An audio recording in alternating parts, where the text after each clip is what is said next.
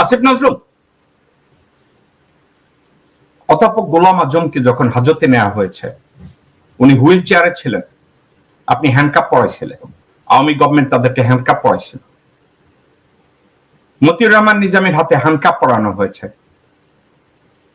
আল মুজাহিদের হাতে হ্যান্ডকাপ পরানো হয়েছে, কামরুজ্জামানের হাতে হ্যান্ডকাপ পরানো হয়েছে, সালাউদ্দিন কাদের চৌধুরীর হাতে হ্যান্ডকাপ পরানো হয়েছে, আল্লামা দেলোয়ার হোসেন সাইদির হাতে হ্যান্ডকাপ পরানো হয়েছে, মাওলানা আমির হামজার হাতে হ্যান্ডকাপ পরানো হয়েছে, মাওলানা ইব্রাহিমের হাতে হ্যান্ডকাপ পরানো হয়েছে, মামুনুল হকের হাতে হ্যান্ডকাপ পরানো হয়েছে, রফিকুল ইসলাম মাদানির হাতে হ্যান্ডকাপ পরানো হয়েছে।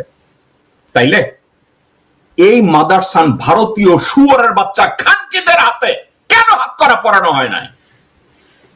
এই খানকি মাগিরা কি করে মিষ্টি মিষ্টি হাসে আর পুলিশের সেবা যত্নে এত জামায়ের মতো দেখতে হাজতে যায়? এসব লেকচার দেওয়া বন্ধ করেন। আলেমে ওলামাদের গ্রেপ মিথ্যা মামলা দেওয়া হয়েছে, এসব বন্ডামি কথাবার্তা বাদ দেন, এসব হিপোক্রেসি বাদ দেন। যেসব খানকির ছেলেদের জামাই আদরে পুলিশের ওইখানে নেওয়া হয়, কেন তাদেরকে হাত করা পরানো হয় না? পলকের হাতে কেন হাত করা নাই?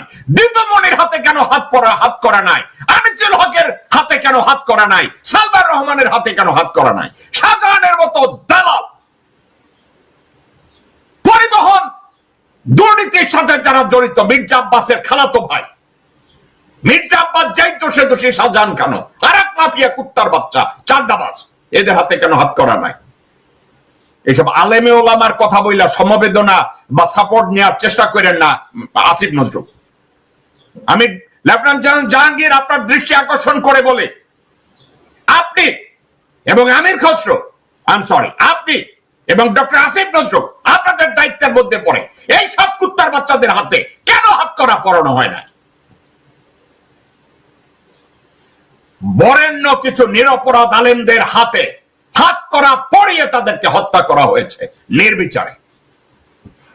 এদের হাতে কেন হাত করা নাই?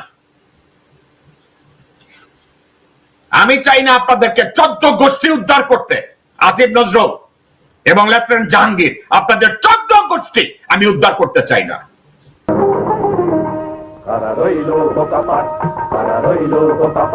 ভেঙে ফেল কর রেল পাট, রক্ত জামার শিকল পুজোর ভাষণ বেদি।